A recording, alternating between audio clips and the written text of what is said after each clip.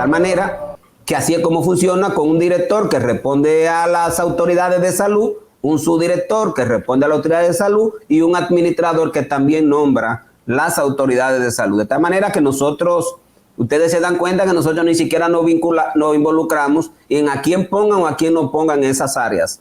Porque aunque hay un reglamento de hospitales que dice que el director debe nombrarse por concurso, la gran verdad es que siempre lo hacen los gobiernos. Desde que llegan inmediatamente colocan a representantes del partido que gobierna para que dirija el hospital, y nosotros nunca nos hemos involucrado a quién pongan, a quién no. Siempre preferimos que sea alguien, en el caso de nosotros, del Gautier del hospital, pero hemos tenido a muchos directores que no son del hospital. Aquí tuvo Jorge Chaín, que no es de nosotros.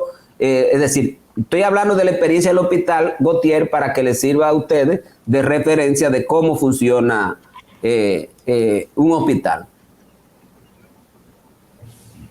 Bueno, yo más o menos ya lo tengo claro. Pero y entonces al final hubo la famosa reunión entre las directivas de las distintas asociaciones médicas, porque se armó ahí como un dime y direte, ¿no? O sea, al parecer hubo reunión, hubo acuerdos, según un comunicado que hizo el gobierno, pero luego salen a decir que no hubo tales acuerdos. ¿Qué pasó ahí? Eso es mentira. O sea, el martes en la noche se llamó al presidente del Colegio Médico a través del ministro de Salud Pública en el interés de hacer una reunión. Y en el colegio se le respondió de la siguiente manera: vamos a la marcha, formamos una comisión, ustedes nos reciben y ustedes hacen el planteamiento que según el ministro de Salud Pública, que habló con el doctor Senencaba, tenían en la mano, que era que tenían disponibilidad para los 1,000 médicos y que tenían adicional a eso la intención de intervenir el Hospital Salvador B. Gautier, que es el centro, como le digo, del problema más acuciante, porque somos los médicos del Hospital Salvador B. Gautier que he asumido. Pero ustedes le plantearon a ellos, ustedes le plantearon que no querían la reunión, que harían la marcha y que ahí los recibieran. Sí, eso fue lo que se... No, pero doctor, eso es un planteamiento... Eso es un planteamiento de yo hago la protesta y se ve que el gobierno cede ante la protesta. Es como echar un pulso con el gobierno como medio... No tiene nada que ver. Es que cuando se llama es a las 9 de la noche. A esa hora no hay ninguna posibilidad ni siquiera de formar una comisión. A esa hora puede ir el presidente del colegio médico y allá no se estima de que usted va, el presidente del colegio médico, a una reunión a hablar de esos temas, porque no va solo.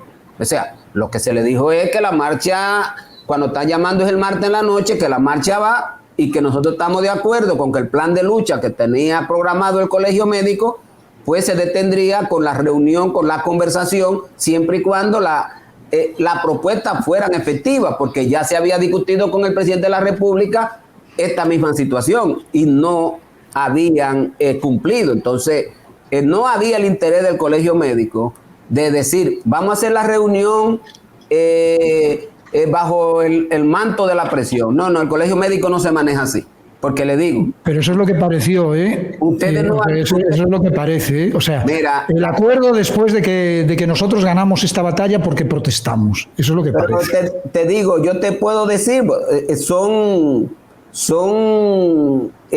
¿cómo diríamos? Asumiendo cosas. Ahora, yo te digo cómo se maneja el colegio médico.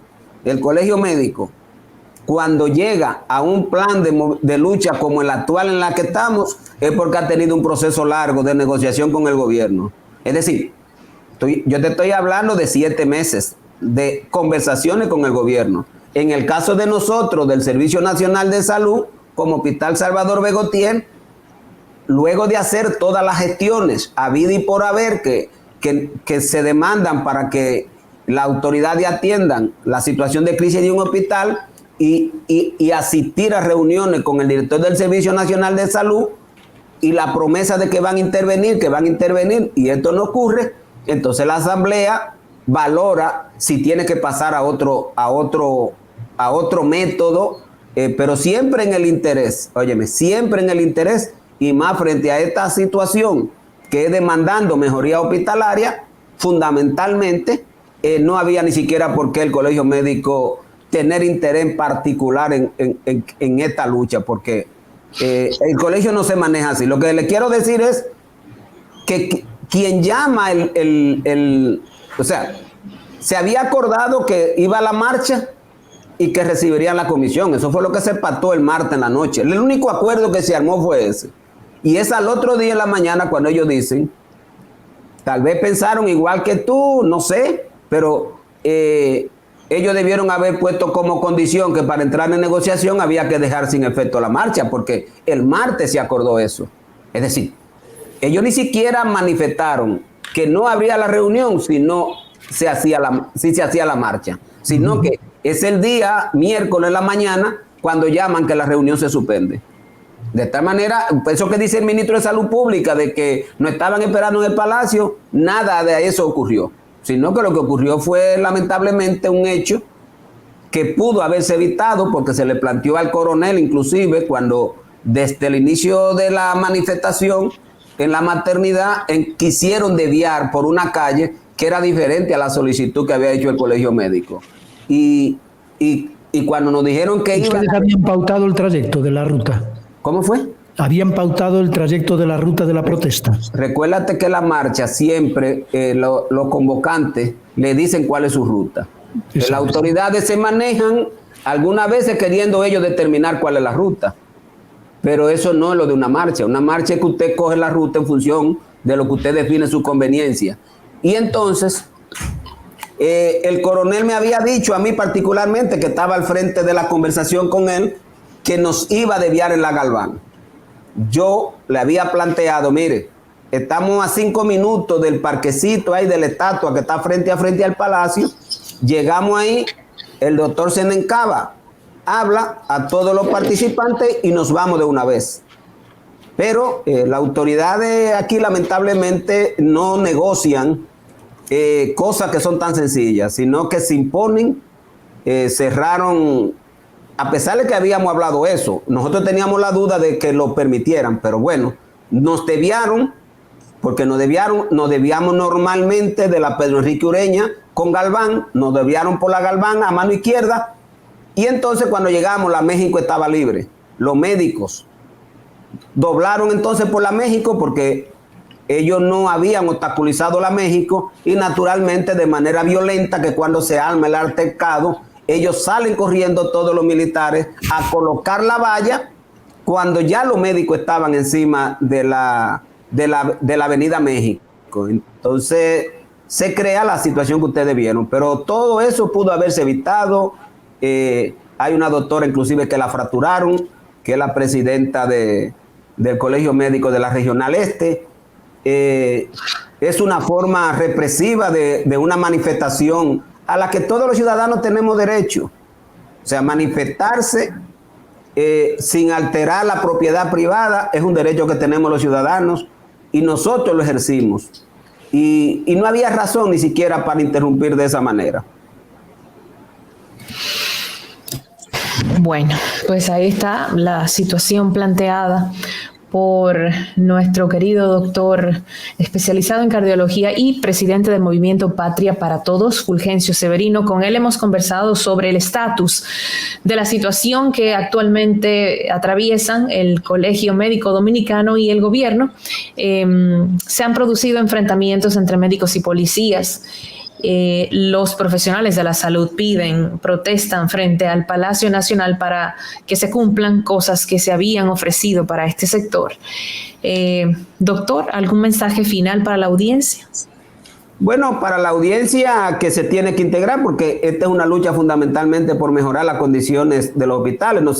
No se imaginan ustedes lo difícil, yo que soy director de cardiología del Gautier, hacer una indicación de un laboratorio para un simple potasio y que esperar que llegue para tomar medidas, si hay que corregir en 6 horas, volvérselo a indicar para que los pacientes salgan a hacérselo. O sea, estamos viviendo una situación de mucha precariedad y naturalmente que esta demanda, para que tenga el éxito que nosotros aspiramos, que es una mayor inversión pública en todos los hospitales, requiere que toda la sociedad, ustedes los periodistas, la población organizada, la población, pues se involucre para que sea una sola voz como pasó con el 4%, y el gobierno definitivamente entienda que él es el responsable de garantizar financieramente que aquella población que está por obligación en la necesidad de acudir a los hospitales públicos a buscar servicios de salud, pues se le garanticen servicios de calidad que logren el objetivo fundamental de los servicios de salud, que es evitar muerte o evitar discapacidad. Esto se logrará si todos los que no tenemos conflicto de intereses, o sea, que nos unamos alrededor de lograr ese sano propósito y que podamos decir que logramos que los hospitales públicos ya sean centros donde cualquiera puede irse a atender y no que necesariamente haya que ir a vender una casa, a pedir dinero en la calle, a un familiar que vive en el extranjero que mande dinero, porque la gente la población tiene que ir al sector privado a comprar servicios de salud que no está en capacidad, lamentablemente, de comprar. Entonces, creo que entre todos y todas podemos lograr el propósito de servicios públicos de salud igual o mejor que lo que se ofrecen en el sector privado.